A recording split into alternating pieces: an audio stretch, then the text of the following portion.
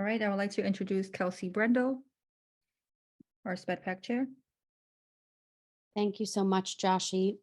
Thank you to all of our interpreters for being here. You do a tremendous service by making this accessible to everyone. So we're so grateful that you're here.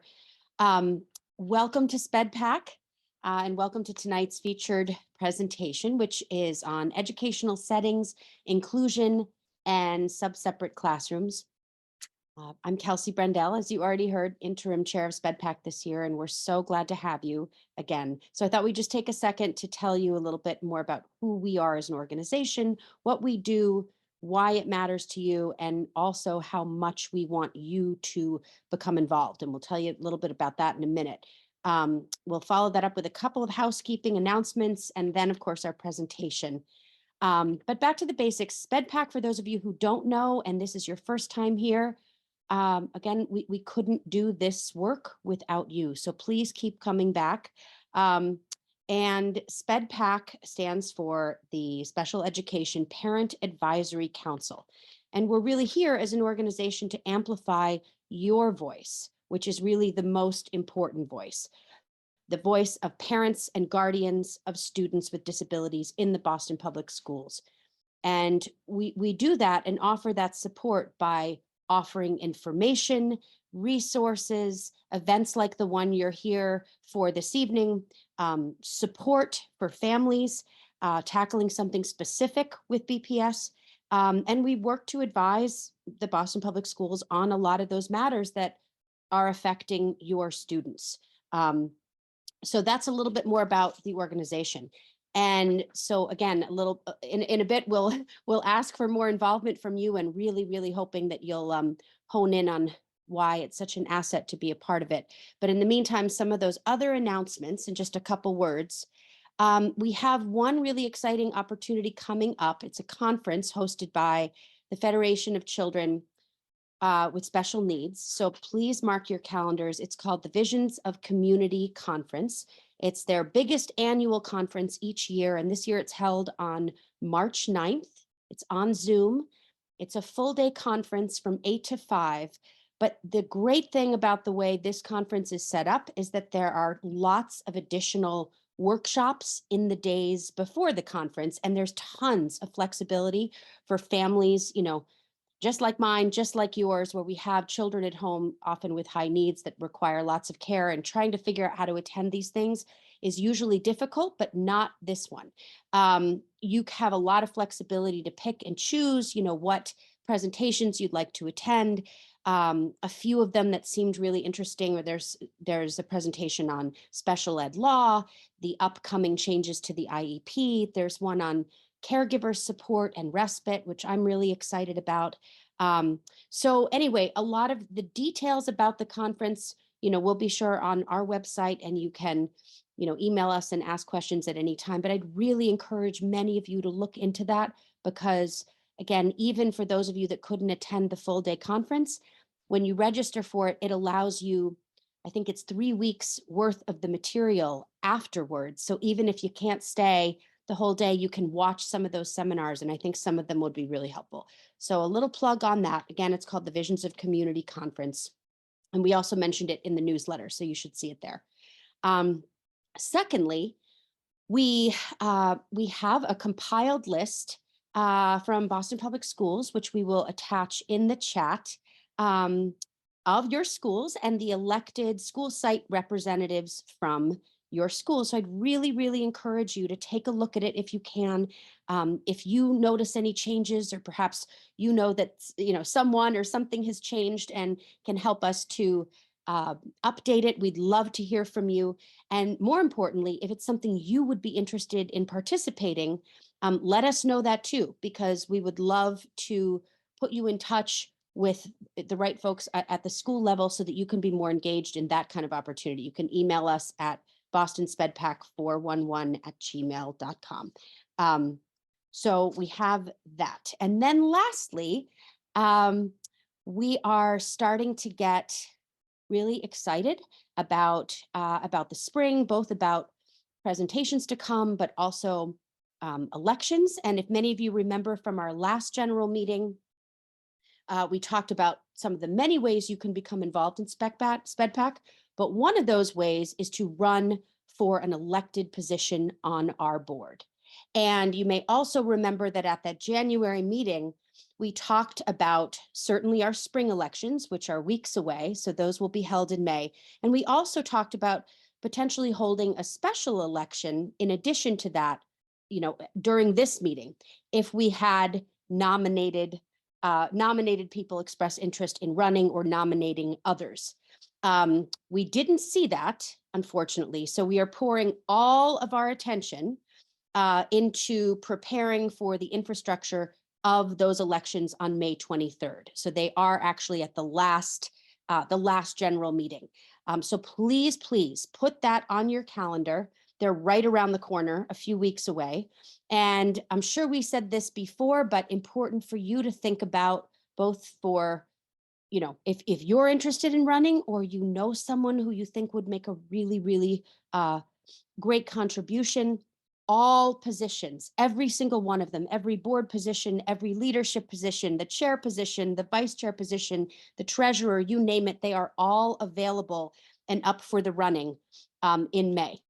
So I say that, and I want to spend one more minute on this because while there are 2 meetings left before those elections will take place, we really want to commit in some portion of those meetings to doing sort of a deeper dive in advance of May on what, again, those positions actually look like, so that you can start to get excited about what might be a great fit for you or a friend that you have, to just tease out the differences between, one certain kind of board position and what the treasurer does, or what the secretary does, or what the vice chair does, to just learn about those nuances, so that, again, you can really give it some thoughtful consideration. We really need you. We need, we need our membership to sort of do some deep thinking here about this as a working board. And I would just encourage everyone here to think about how important your voice is here in this work, and how to create a collective voice on a board like ours, because we have a multitude of voices from membership stepping up for these kind of roles. It's so, so important. So I would just ask you to do a little homework perhaps, and ask yourself, what you might be able to bring, or again, what you might know of a friend that would love to bring a particular skill set, or just the passion about this subject that you all have. We always say the platform of SpEdPAC isn't personal. It isn't about any one person's child or one topic, but usually when we talk to all families, what they tell us is their reasons for coming to SpEdPAC, and we hope considering running for a board position, are deeply personal. So I'm hoping you'll take some time to think about what those reasons are and get excited about that kind of work. If you're tempted to sort of sit this one out, or think, I'm kind of on the fence, or I don't know if I have enough board experience to take on something like this, do not think that. Ask questions instead, get excited, and certainly tap into all of us who are sitting on the board right now to ask any questions about, again, what the differences are. We're here to answer those. But mostly I just ask you to get excited and to learn more, so that your participation and voice can be amplified even louder.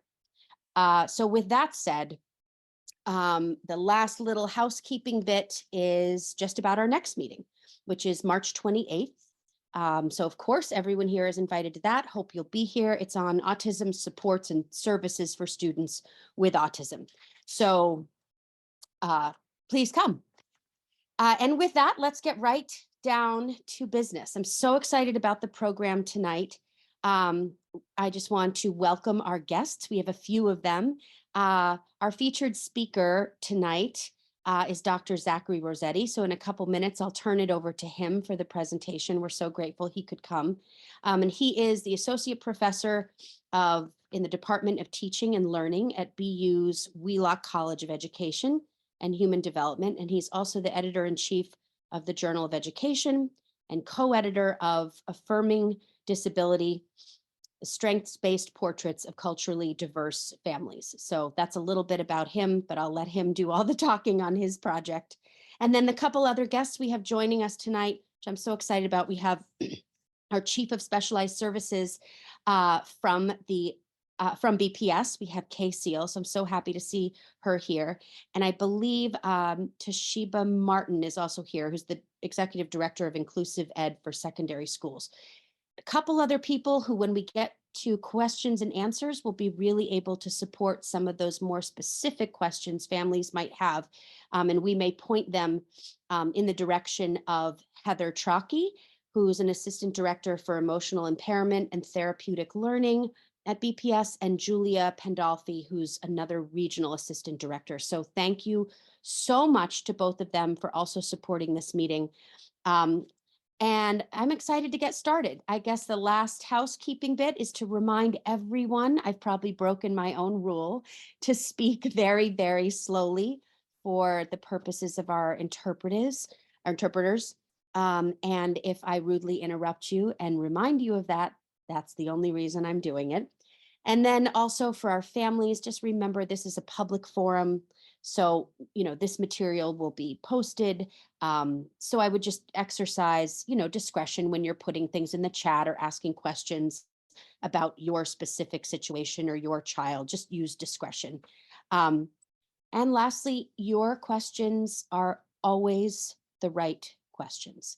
So any question you have, you can be sure is being thought of, if not asked, by lots of other people on this call. And I would so encourage you, we'll take as many of them as we can to ask the question in however it comes to you, and we will amplify it. And I can more than guarantee you, people will be relieved that you did.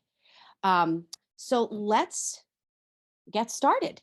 I want to welcome again Dr. Zach Rossetti. I'm going to let him take the floor from here. And as promised, when he's finished, we'll tackle questions at that point. Take it away, Dr. Rossetti. Thank you so much, Kelsey. Thanks, everyone. I'm really excited to be here.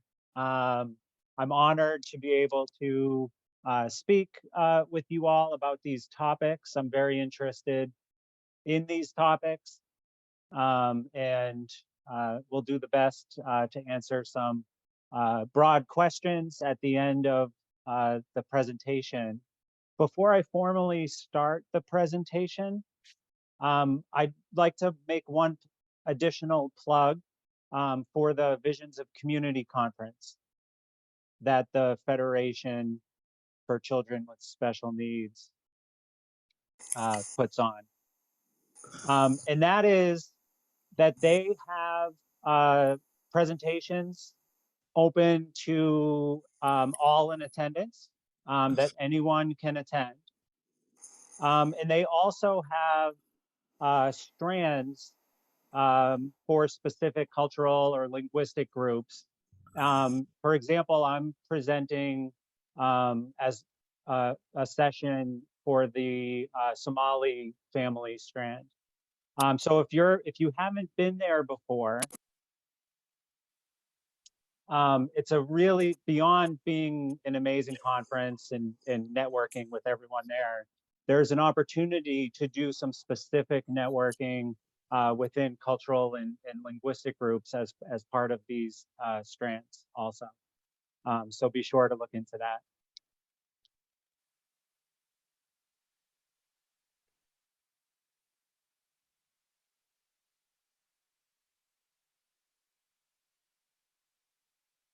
All right, is this working? Can folks see interpreters, ASL interpreters that need to? Yes, we can see it.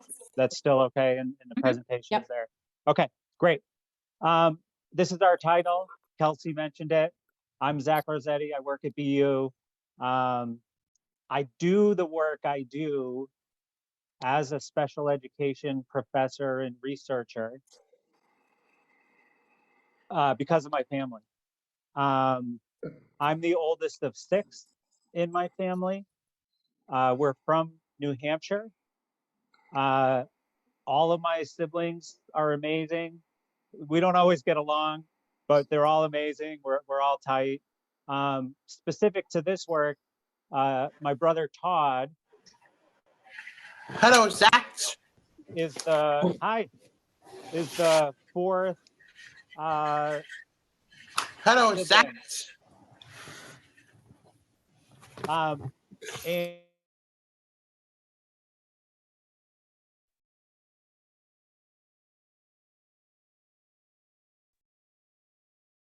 And my brother Todd is the fourth. I'm the oldest in our family. Since we're from New Hampshire, we're all huge Boston sports fans, and he might be the biggest Boston sports fan out of all of us. He had a huge sweet tooth. You can see sitting in the wheelchair, he's not the biggest guy, but he would find a way to devour chocolate cake and all sorts of dessert. And he was super social.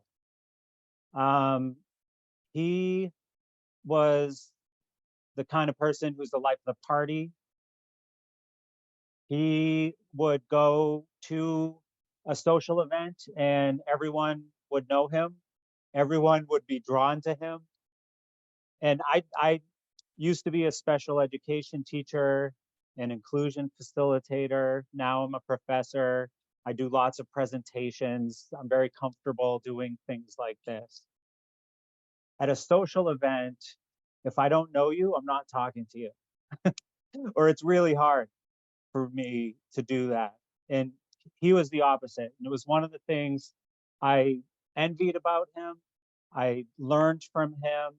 And the added piece was that he did it, all of that's true, but he did it without speaking, related to his cerebral palsy. That's why he used Hello, the Kelsey. wheelchair. He doesn't. Hello, Casey. He doesn't. There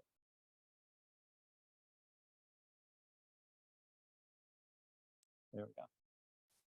And I always found that to be really impressive, how he could be so social without speaking, which is something most of us would think might be difficult.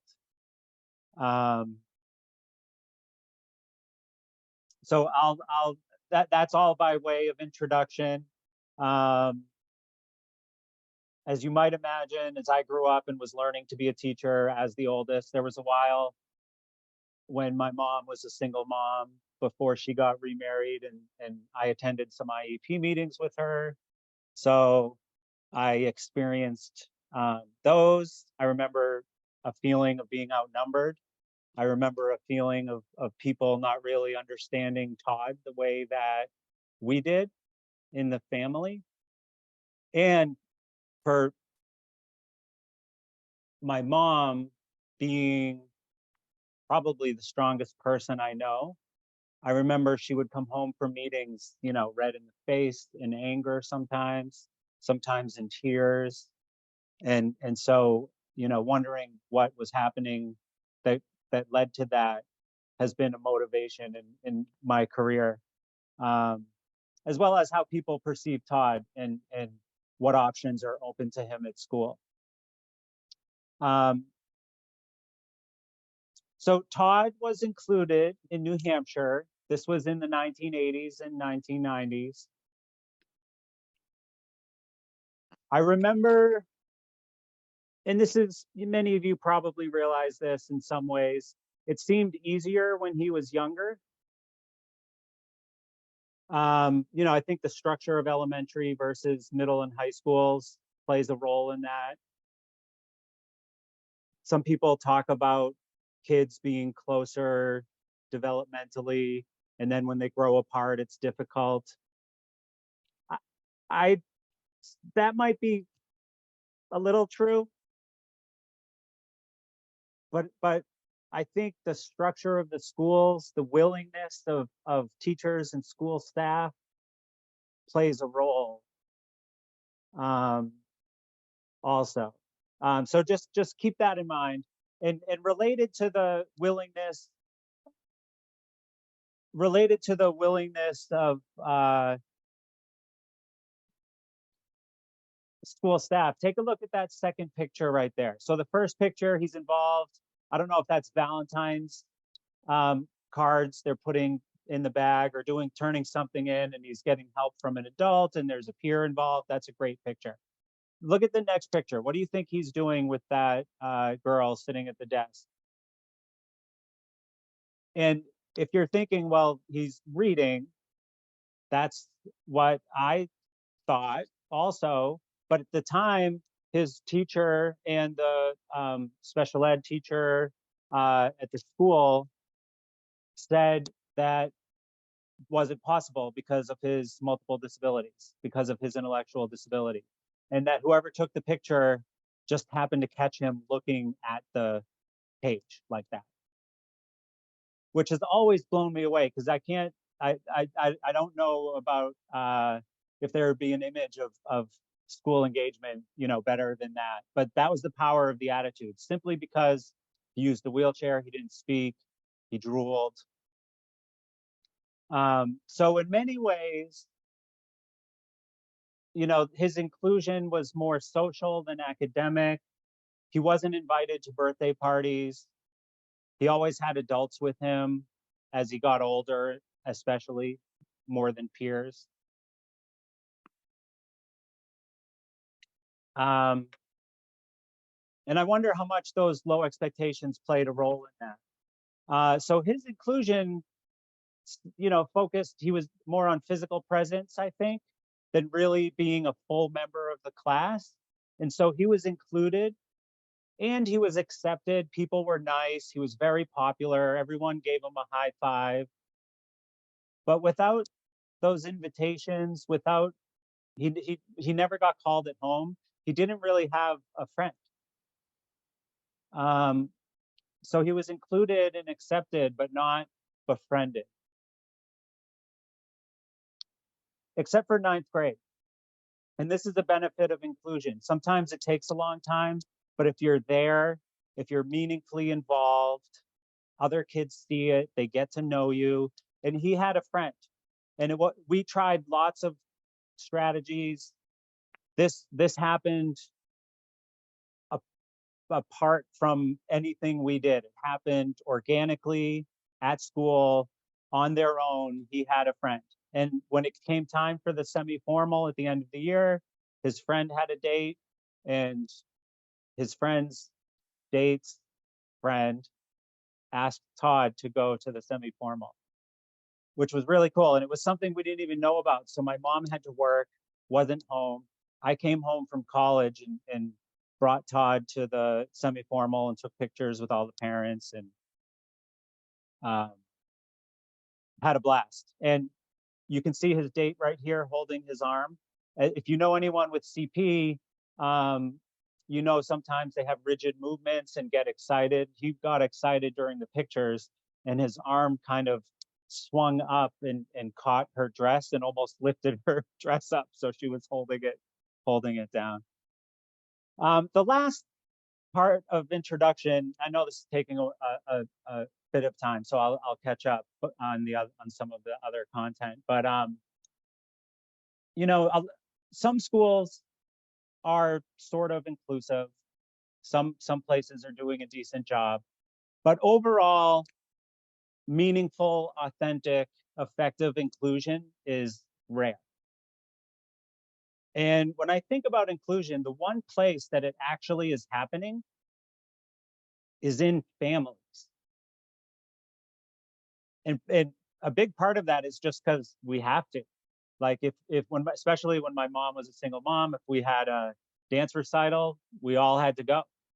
And so we did. We figured out how to get Todd there, all these things. And you can see in this picture, this is my daughter pushing Todd in his wheelchair and my nephew sitting on Todd's lap.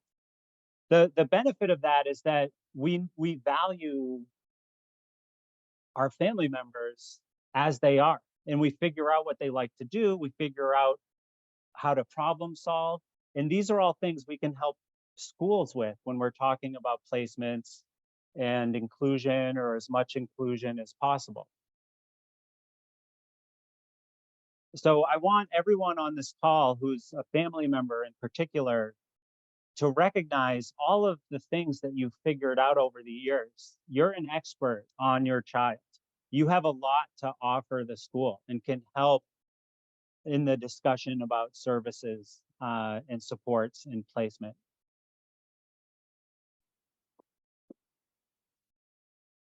The overall context for this discussion about placements is within the Individuals with Disabilities Education Act, or IDEA. This is the federal law that mandates special education services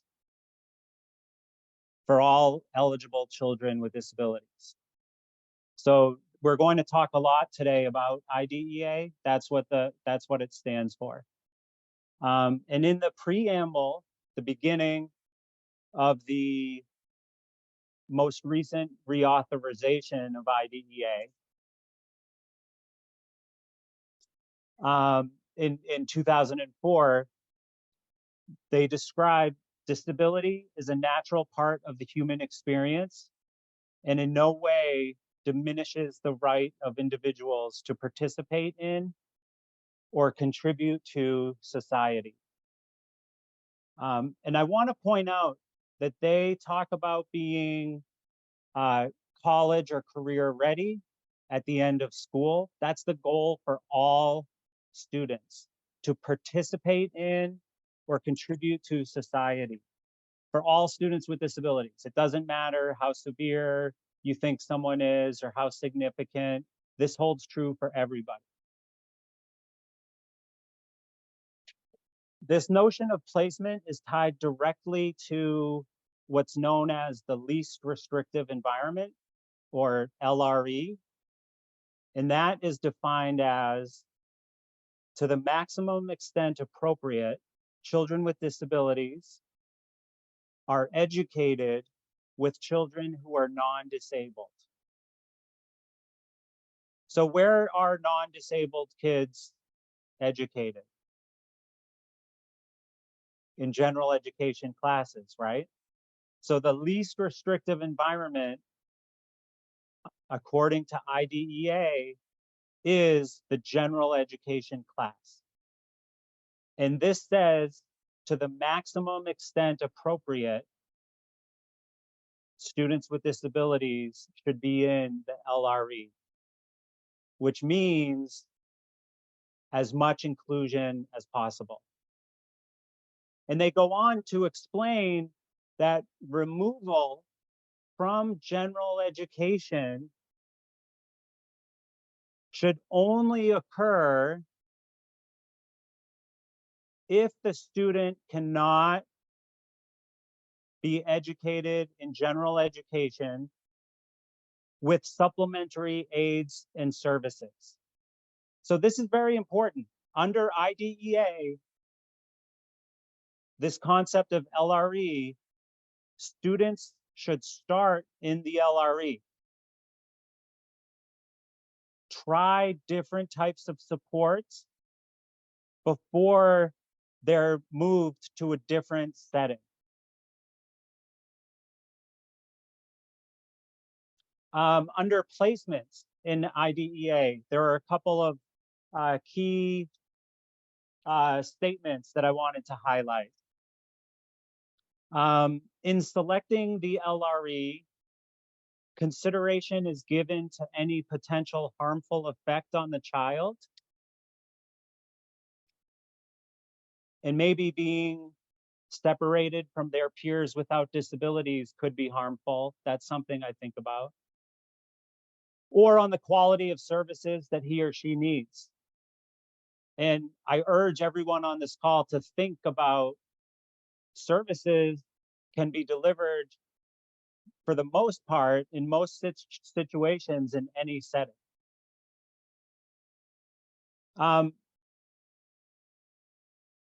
This bottom statement was added in 2006.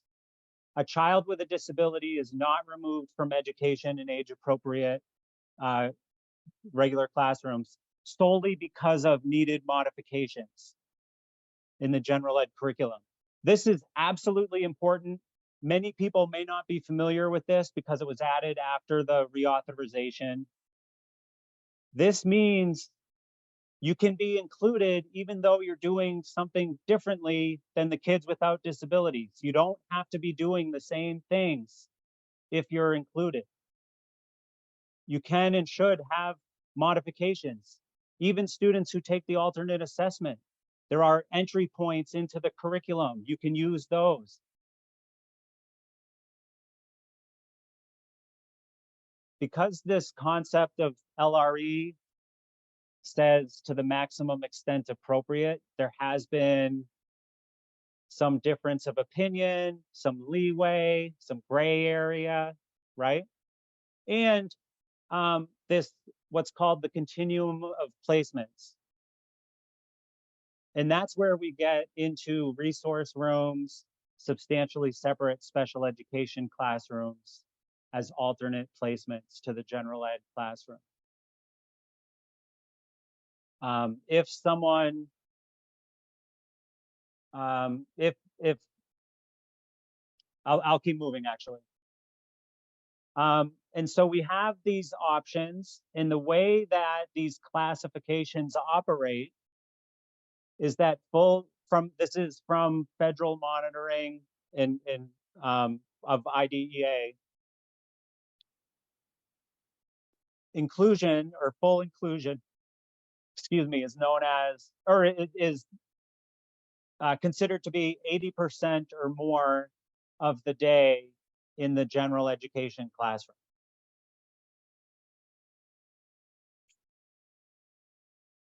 And so that would mean, you know, as a student, ideally you're a full-time or very close to full-time member of that class.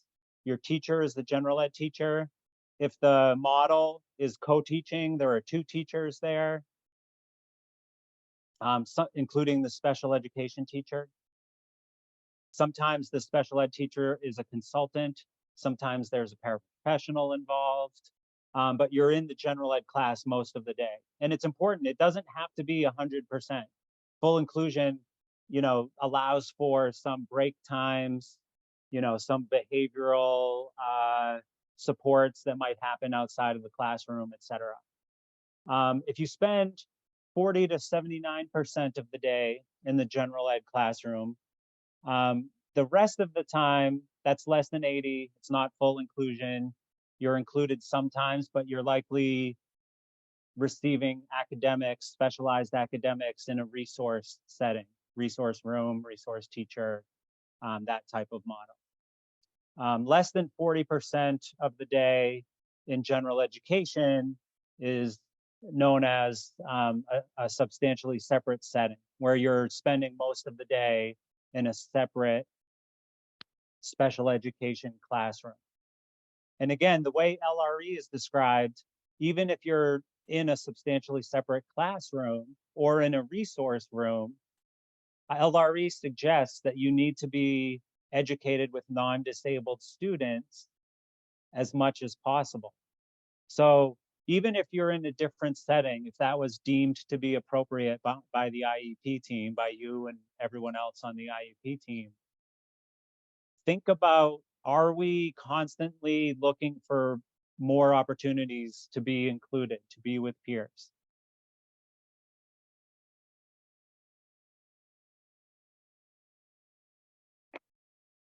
So in addition to those technical components, there's more focus on inclusive education in IDEA.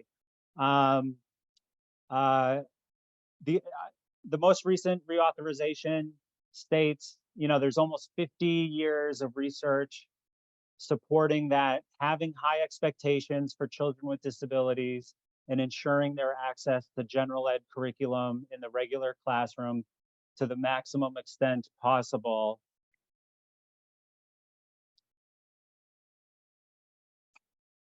has the benefits that we want to see in terms of leading productive and independent lives as much as possible.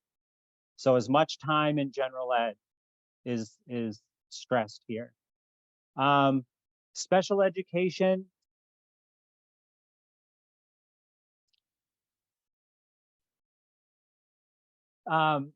special education means, technically specially designed instruction at no cost to families to meet the unique needs of a child with a disability. That's the crux of what all of this is, special ed. It's individualized to meet your child's needs. It's free of cost. And in IDEA, specially designed instruction is specified further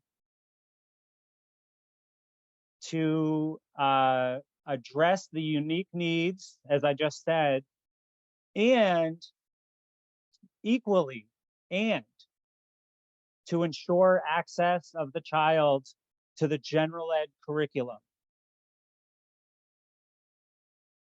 And so there's an emphasis in the very definition of specialized instruction, of special ed, that is not just the individualized part. That's what everyone says. And sometimes you hear school folks, and I've been there, and sometimes, you might agree, but if sometimes school folks say, well, it's individualized and that has to happen in this place, or your son or daughter will do best in this place.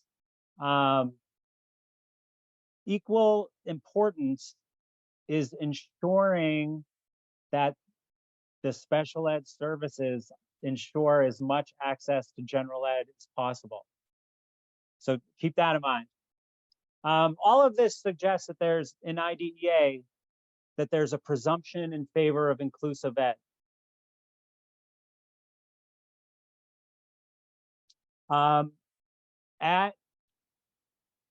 IEP 5, on the IEP template, page 5, the service delivery grid, different options are specified there, but section B is direct service in general ed classroom, of course. So that should prompt something to be there as much as possible. This is really important. The non-participation justification on IEP page 6. If the student is removed from general ed at any time, this part of the IEP is supposed to justify in detail why that removal from general ed is considered critical to the student's program. So my experience has been, lots of kids are removed from general ed, and there are lots of generic statements about needing to be individualized and this and that.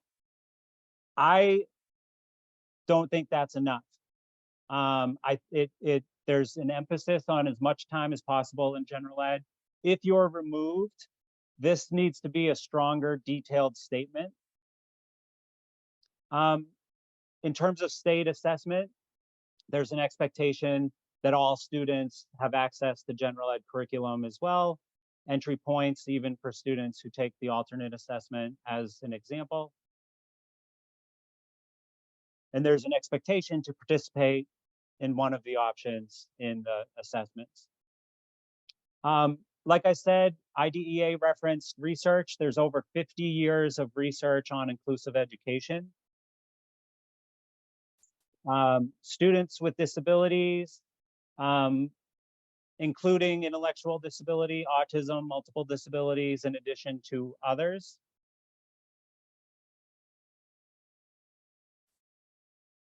In a range of studies, show improved math and reading, higher scores on academic tests, more progress in communication, more social opportunities, interactions, and relationships. And better post-school outcomes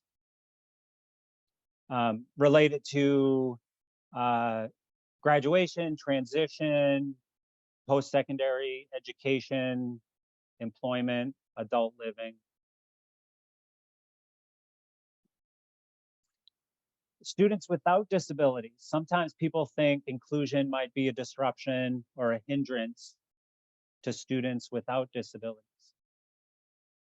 the research predominantly shows that students without disabilities make similar academic advancements or have neutral effects, meaning they're comparable to other students without disabilities who were in a class that wasn't inclusive. Students show more class participation and a greater appreciation and awareness of neurodiversity related to inclusion.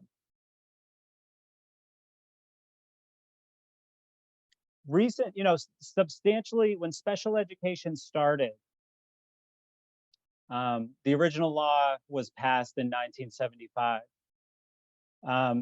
Separate special education classes were thought to be, the ideal. Specialized instruction was high quality. There was a lot of attention on just getting kids into schools. What we're seeing now in a lot of places, and this research seems to show this, is that some of that quality has decreased possibly, or that the benefits don't outweigh some of the consequences. And I know there are some fabulous special education classes all over Boston, all over the state. But some of this research points to general trends that students in substantially separate classes might experience more isolation than if they were included from their peers without disabilities, of course, but also sometimes if students are kind of doing different things, they're just on their own with an adult a lot of the day. There might be distractions, more distractions in a separate class. Instead of being a highly effective, specialized environment, what we're seeing actually is sometimes the opposite, that there's a lack of materials and academic support, that there might be lowered expectations, lack of behavioral supports, so students aren't engaging academically that much, having more behavioral difficulties. There's a lack of peer models, of course, inadequate instructional pacing compared to other settings. And there might be instruction led by a staff member without proper certification in a lot of separate classes. And overall in Massachusetts, I wanted to share a little bit. There are comparable rates of inclusion in Massachusetts for anyone with a disability compared to national rates. But for students with intellectual and developmental disabilities, it's actually a little bit lower in Massachusetts. We're below the already low rates of inclusion for students with intellectual and developmental disabilities nationally. So that's a problem. That's something we need to address. I'm citing some older studies.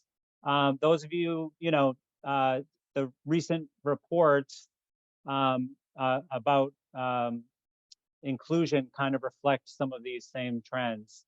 Low-income students with disabilities have been less included. Black and Latinx students with disabilities less included, particularly in middle school and high school, compared to white and Asian students with disabilities. And it matters. Students with disabilities who were fully included at least 80% or more of the day outperform students who are not included at that level.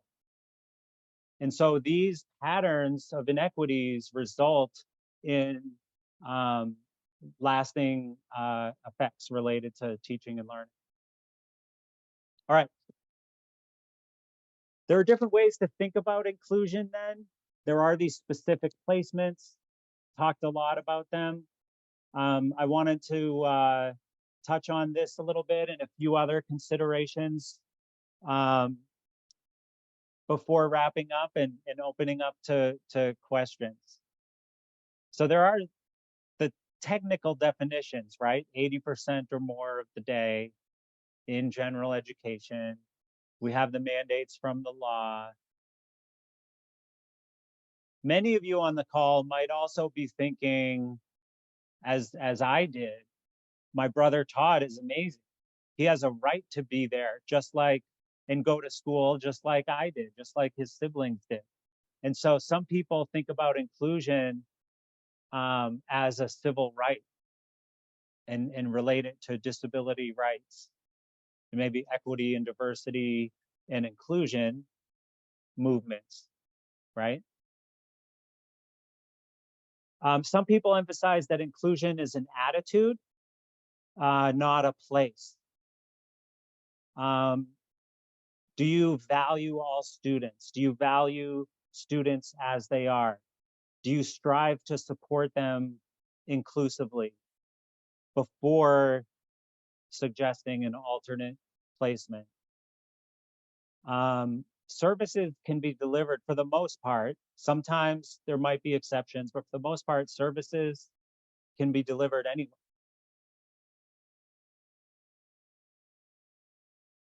So inclusion is not necessarily a place. Some people emphasize an inclusion room, an inclusion program may not make sense to some folks, because if our school is inclusive, then the school is inclusive. Like all the general ed classrooms are inclusive. The cafeteria is inclusive. The playground is inclusive. I like the well, all of these definitions, I'm sharing them with you for a reason.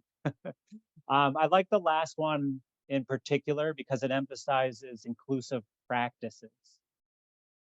Because as I said with my brother, his inclusion kind of focused more on just physical presence. And there was less effort or less success with actually figuring out how he could show what he knows, with actually teaching him. After he was included in all of the kind of art and special classes, they were just had a block on their mind that he couldn't be included in an academic class.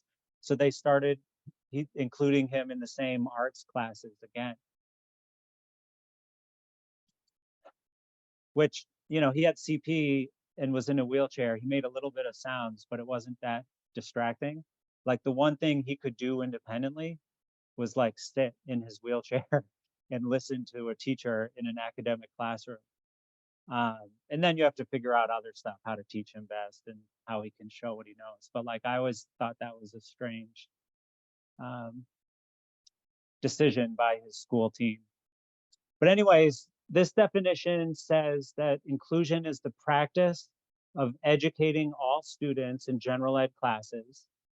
That's obvious. Including those students with the most significant disabilities. That's important.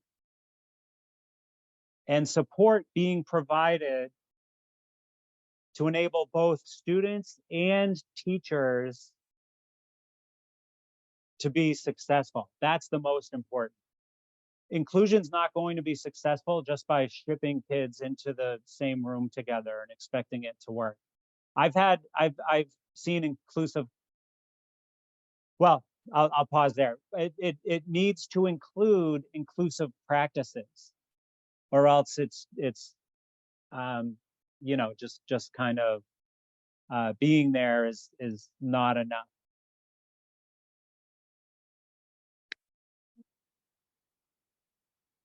And the reason why is because if you try to include without inclusive practices, you might have the situation that is depicted in this cartoon where you see all of the students at their desks, and then the student with a disability who's in the wheelchair is in the back of the room with an adult off to the side, which has been called an island in the mainstream.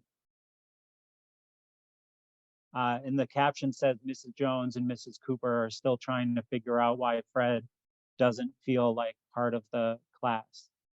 So inclusive practices include specific supports for children with disabilities, include planning, cooperative planning by teams, co-teachers, or teachers and paras, or the middle school team, to be able to teach students with varying support needs and varying skills, so that this island in the mainstream is not perpetuated. And it's tricky too, because some students do require, whether it's one-on-one or a small group or a classroom paraprofessional. Paraprofessionals are often invaluable staff members. But if someone with a visible disability in particular is always with an adult, even the biggest, toughest, middle and high schoolers might feel a little iffy about going up to them, might not want to hang out with adults. Like after second or third grade, students don't want to hang out with adults as much. And so, I think we need to consider the dynamic there as well, where paraprofessional support might allow someone to be included, but are there ways that you can kind of pull back as an adult and let the kids interact more together? These are common, even in so-called inclusive classes, these are common barriers to actual or effective inclusion.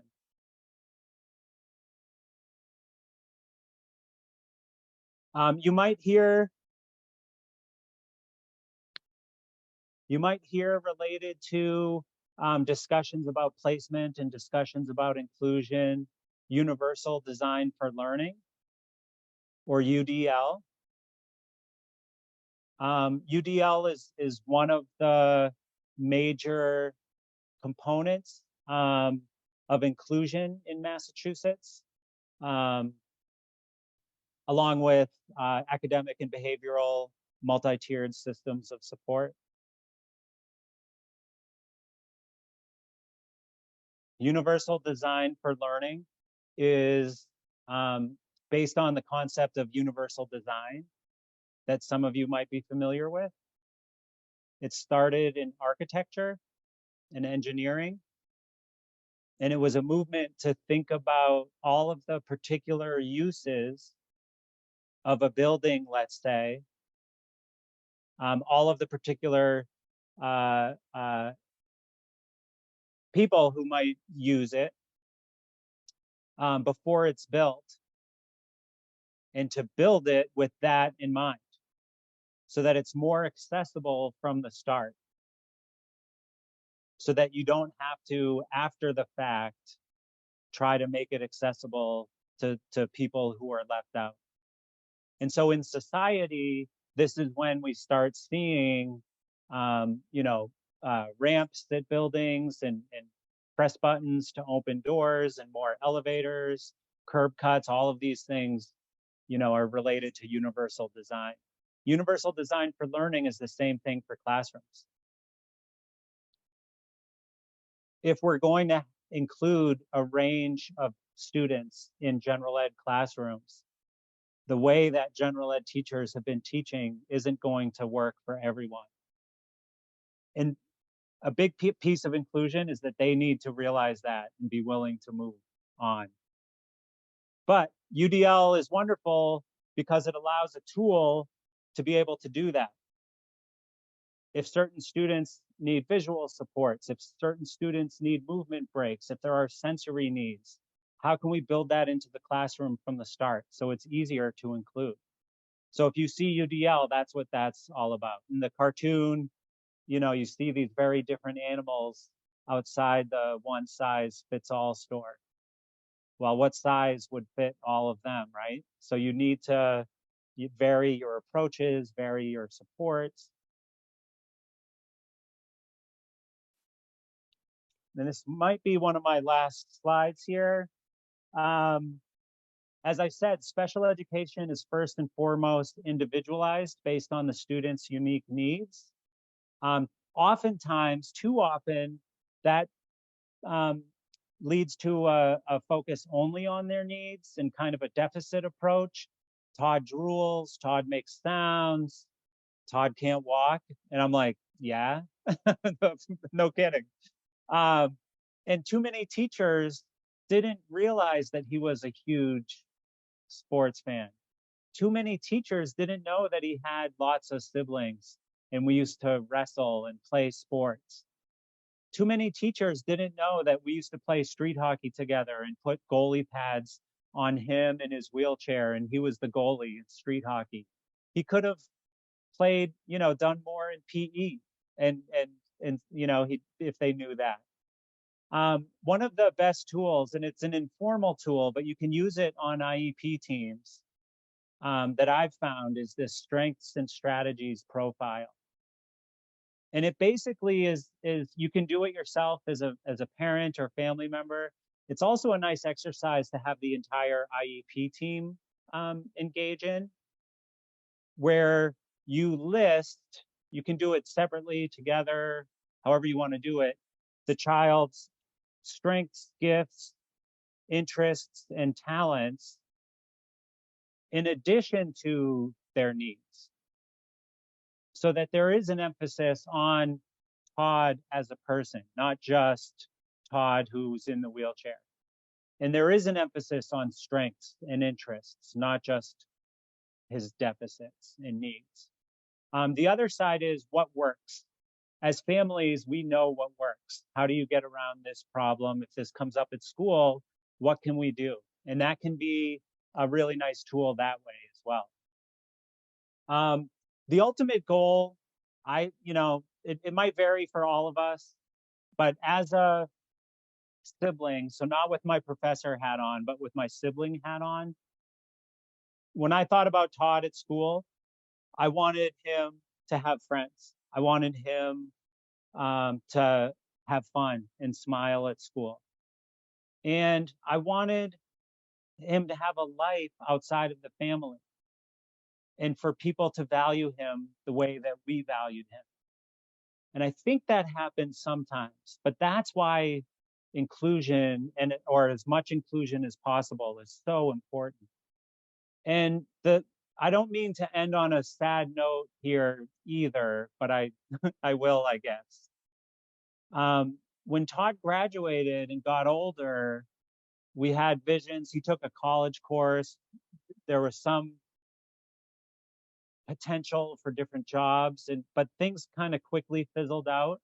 And as an adult, he basically interacted with family and paid direct service providers.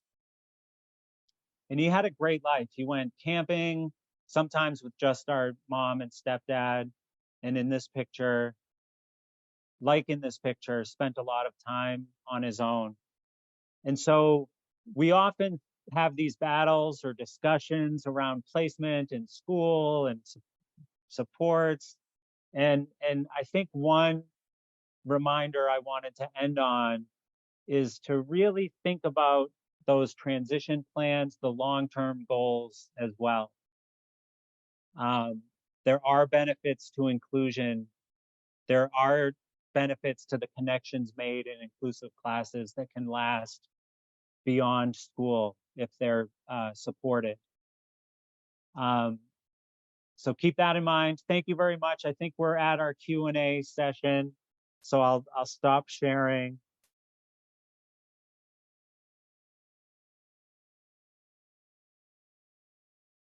There we go. Sorry, I didn't realize I was unmuted. I said, thank you so much, Dr. Rossetti. That was substantive, thoughtful. And I know even for me personally, when you have, a child in your life that has tackled many of the same challenges, it's hard not to connect to exactly that kind of story and what brought so many of us to wanting to be more engaged in the work. So I'm so happy when someone calls on that part of themselves too, to even better refine, a scholastic or academic perspective. Well, I'm again so thankful to you and delighted we have time left so that we can get to questions and answers. And I just remind everyone once more, I think we'll, I'll ask you to unmute. If you can raise your hand if you have a question, we'll We'll alternate between questions that are being asked live, and then we'll ask ones from the chat and go back and forth like that. I would just remind everyone to ask your questions slowly, and of course, be respectful if there are things that Dr. Rossetti can't answer because, you know, they're personal or about your particular child. We may direct you to some of the folks here from BPS or follow up in a different way, but we'll try to get to as many as we can. So let's see. Trying to see again, put your hands up if you have a question to ask of Dr. Rossetti. Let's go to our first question in the chat. Oh, okay. A minute. Before we pivot to that, I see Karen. Can you go ahead and unmute yourself and ask your question? Okay, thank you so much. Hi, Dr. Rossetti. It's been very informative, very helpful. Hi. And, I'm thinking of all these appropriate things that are necessary to have an effective outcome with inclusion.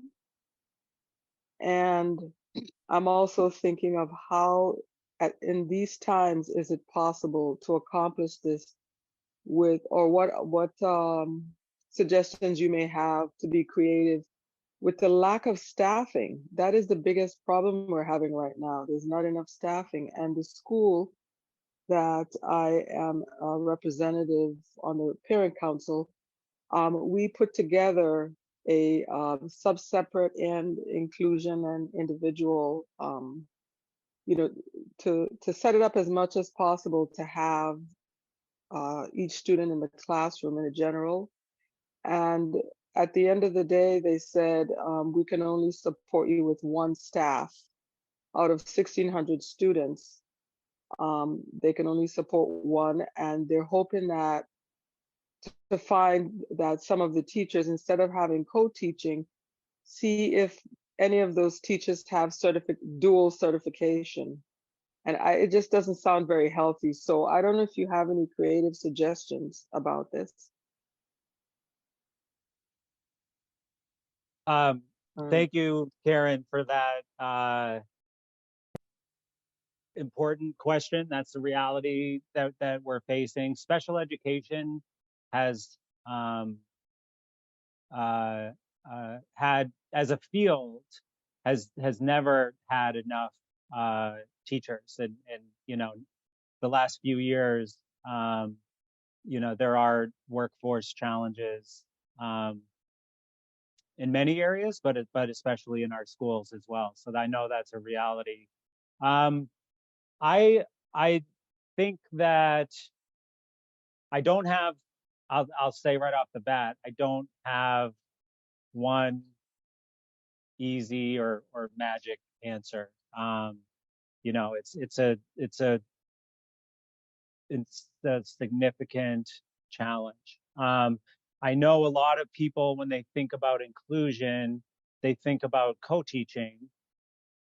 And while that may be ideal in some ways, that's with a teacher shortage and related to budgets, that's often not realistic to have co-teaching in every classroom, right?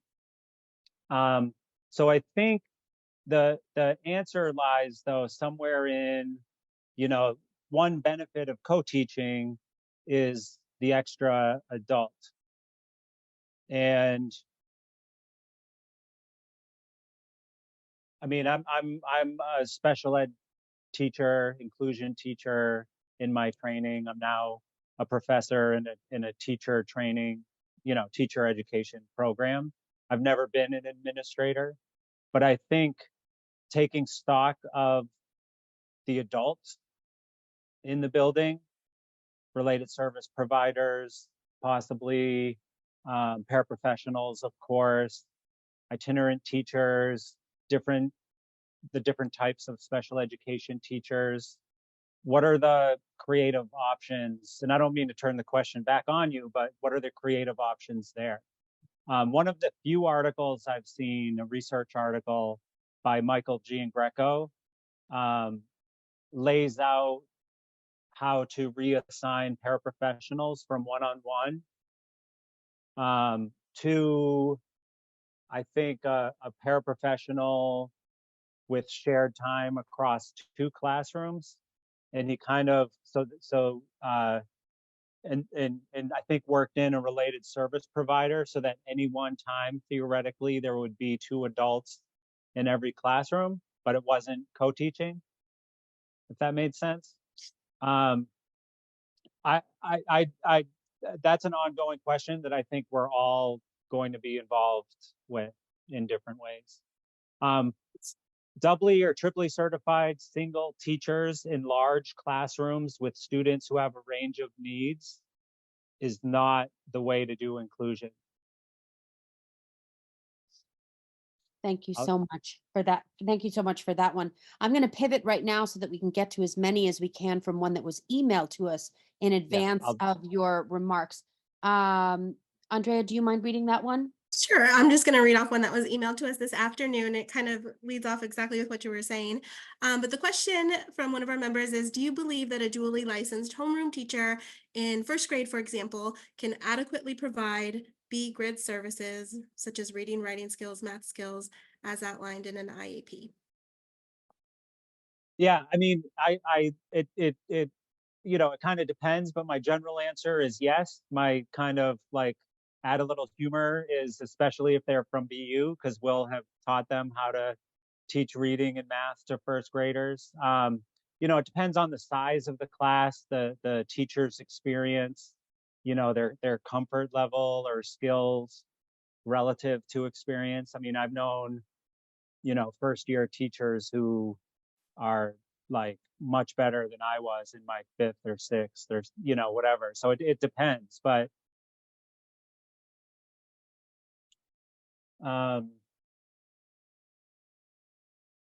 technically they should be able to.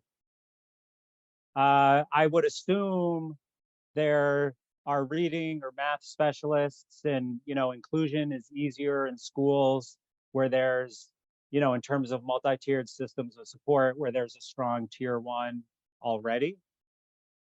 And maybe some support from, specialists with, doing some of those assessments, progress monitoring, whatever it is. Like it's hard to answer because I think inclusion is better or more successful in schools where there are these other operations actually operating successfully.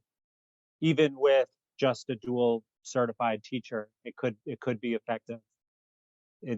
Does that make sense? I don't mean to say it depends. It does. I know that's, It does. No, okay. it does. Thank you. Thank you so much. All right, we're going to pivot back. Let's see. I know we can get a few more of these in. Miss Maggie Leahy. I'll be quick. You've got your hand raised. Can you go ahead and unmute?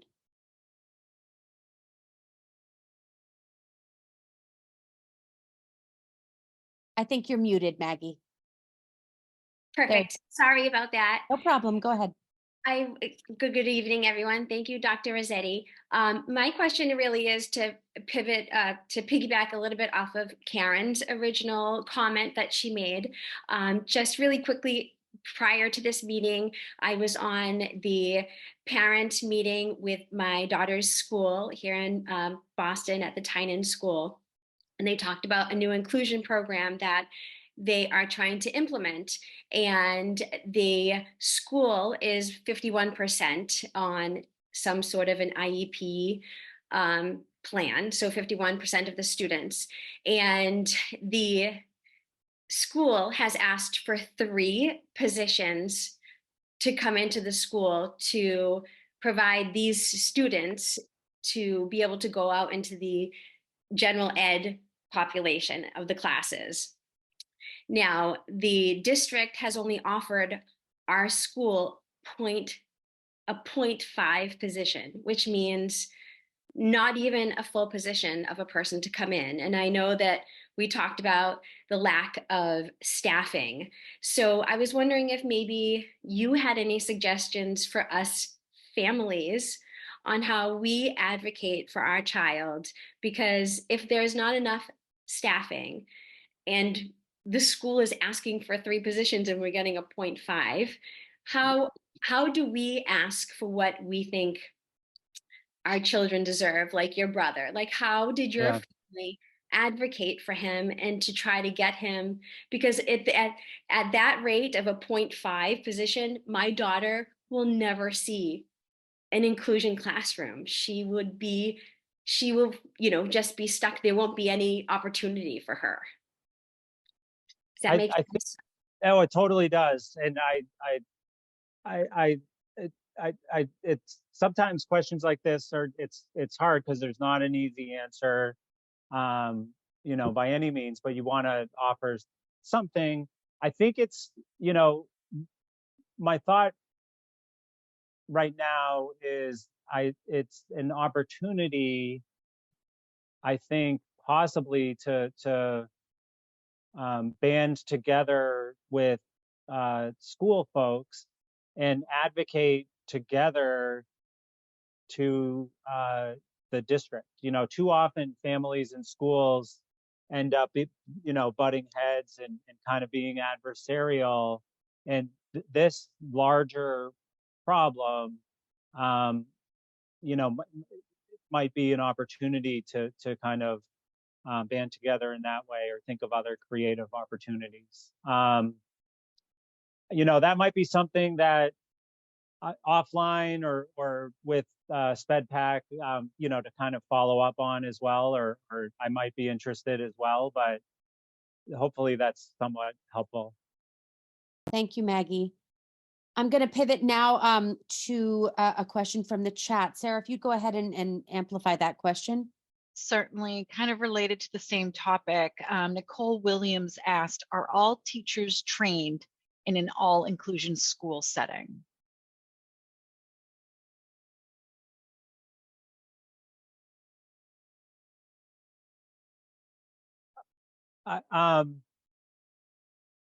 It depends on the school, because like I said, there has been a shortage of special ed teachers historically pre-COVID. That's worsened with the workforce challenges post-COVID. Massachusetts, like every other state, has had lots of kind of emergency certified or filled positions. So the reality, and I don't know about your particular school, of course, but the reality is that there are people in positions that have not been certified as they were in the past, and because of the situation, that there had been allowance to do certain things, but it is different. So there may not be in certain instances. Ideally, there would be, of course. Thank you so much. I do see Courtney Kenny. Okay, I see Kay with a hand up. She might be responding to that, or is that a question for me or a response? Yes, we'll see. It's just a little response, because I think it's important to assure the families that as we look at this inclusive educational plan and rollout in our district, that prior to the plan, that all of our teachers have had training on universal design to learning. And you had mentioned that as one of the methodologies. We've also had to create a multi-tier systems of support initiative within Boston Public Schools. And we started out the year with 4 module trainings, and one of those modules went on inclusive practices that teachers had the opportunity to also participate in. So I just want to reassure parents that there's going to be ongoing professional learning for all teaching staff and as well as support staff. I also would like to reassure families that this is the first year of our planning of the inclusive educational plan. Next year, we're looking at targeting our inclusive plan with only certain grades. Okay, so it's not going to be a system-wide initiative across all grades. So we are looking at K0, K1 to grade 7 and 9. So we're thoughtfully rolling this plan out to make sure that we have capacity. And also, as you mentioned before, the IEP is really the roadmap, right? So it's important for us to make sure that we have done evaluations to meet the needs of our students and also to determine what level of services students need. And it should be written in a way to provide, as you said, least restrictive environment and as much opportunities for that student to have access to general education opportunities. So, and that's done through our IEP process with our coordinators of special education. So I do think that as we move forward, there's going to be more extensive training within the district around access, around best practices, and also around meeting the needs of diverse learners. And that is planned. Some of the planning is now, but also some of the planning will be rolled out in the summer and as we start the school year as well. Thank you so much, Kay. And I just want to also thank you, for clarifying Rossetti. that. Yeah, I just also want to thank you, Thanks. Dr. Rossetti, for your presentation tonight. It was very helpful. Sure, thank you. I want to make sure we get as many questions from families in as we possibly can. I'm going to turn back to Courtney. Courtney, let me know if you'd like to go ahead and still ask yours. Do you want to go ahead and unmute?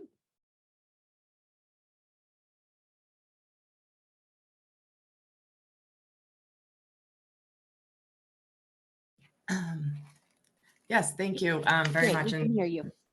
Okay, awesome. Thank you, Mr. Rossetti, Dr. Rossetti. That was really touching and inspirational. And thank you for the work you do. So I have a daughter and I'm also a BPS nurse. So my daughter is in kindergarten. So just as having obviously my own, my eyes are open in so many, it's a whole new world. And as you know, someone who works in the school system also, I'm struggling with, obviously I need to get involved with SpEdPAC because I'm not yet, but I would need to be. We welcome you. Thank you so much. I know it's so tough, you know, being a mom of a special needs and others, but we're all there, but we're all in this together. So that's what I need. I need to know how to support some of my students in the school too. A lot of kids have IEPs and just that they're being implemented, you know, as well as obviously our own children. But any suggestions, and also, what did I have? I don't know, but just thank you very much. You know, what you said about kind of having that new realization, you know, when you had a child with a disability, I think is really important. Historically, the way that IDEA and then other disability rights laws were passed were because there were politicians who either had disabilities themselves or had a sibling or a family member with a disability. When you have that family experience, you know, you get it, you know what it's like, right? And the goal is that the IEP team gets to know you and your child and kind of that feeling as well.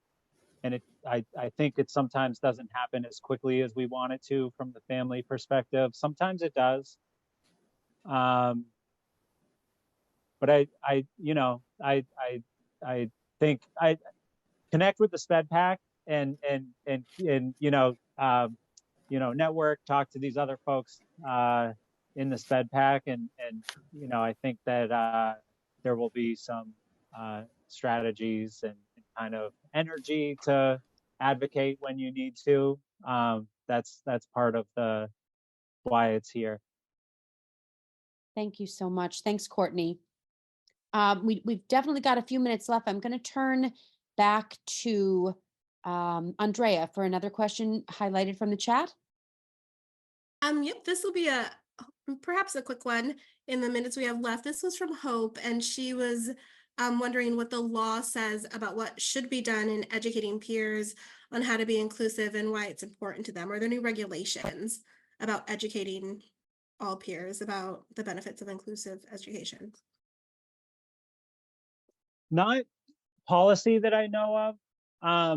There's more movement, and I can't remember exactly where it is in Massachusetts, but there's more movement on including disability, people with disabilities, the disability rights movement into social studies and history curricula, which would be one way to do it. There's also probably a range of the degree to which disability is included in EDI movements or EDI initiatives at different schools. School rules, kind of the, if there's a school-wide PBI, positive behavioral intervention and support system, if there are school rules or mottos, that can sometimes focus on inclusion or, but so no policy. I think it's open. If you don't see it at your school, it's maybe something to bring up if you're advocating that way. I had another thought, but I lost it. So kids without disabilities. We can also, we'll follow up. We have a few more Sure. questions we just won't have time to get to, so we can connect and we'll send out any follow-ups after this meeting. Yep. Yep. Did you have, Andrea, did you have one more from the chat, or Sarah that you wanted to highlight? I think we have room for one more, I'm hoping. Yes. Great. Another question that came in. What does the, can you give, actually, sorry, Iona came in and asked the question, can you give examples of services and supports that can be provided in general ed?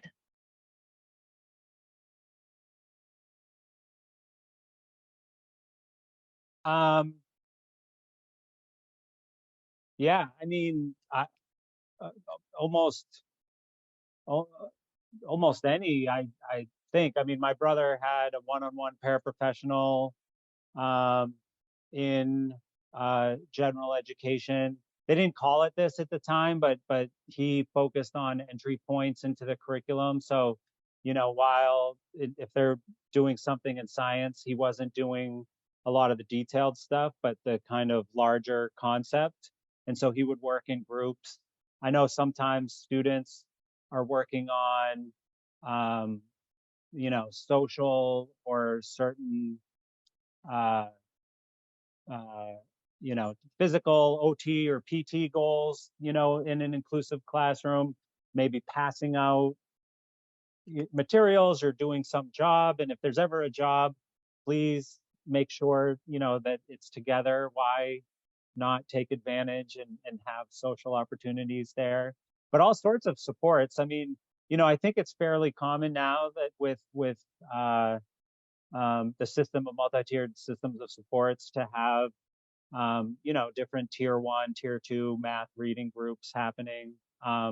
Accommodations, of course, of all types can be in the classroom. Students using communication devices in the classroom.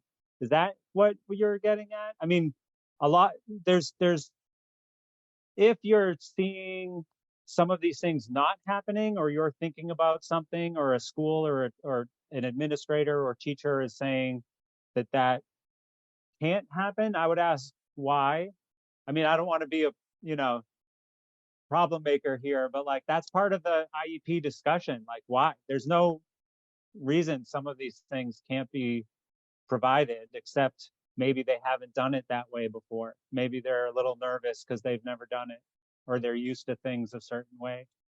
And as part of the IEP team, if it's a good functioning team, having discussions like that should be on the table. I saw a comment about inclusive practices being good practices for all students. I would totally agree. There are so many more benefits than I even mentioned tonight, especially school-wide inclusive efforts. Like this is going to be really good. And I know there's a range, right? We talked about as much inclusion as possible. I think there's not a specific flow chart or protocol for how to decide. I wish there was, actually, but in the law, It just comes down to the decision being made on the IEP team, which includes parents and students. And so I would say, based on evidence, based on data, as much inclusion as possible. The law supports as much inclusion as possible, and connected to free, appropriate public education. That's another key part of IDEA that I didn't mention, which emphasized the individualized part, and that the individualized services should result in the child making progress in the general ed curriculum as much as possible. So if you think your child could be making more progress than they are, then that's a time to think like, could services be different? Should placement be different? That's the only advice I could give on that, because there is no guidance other than other things I talked about tonight.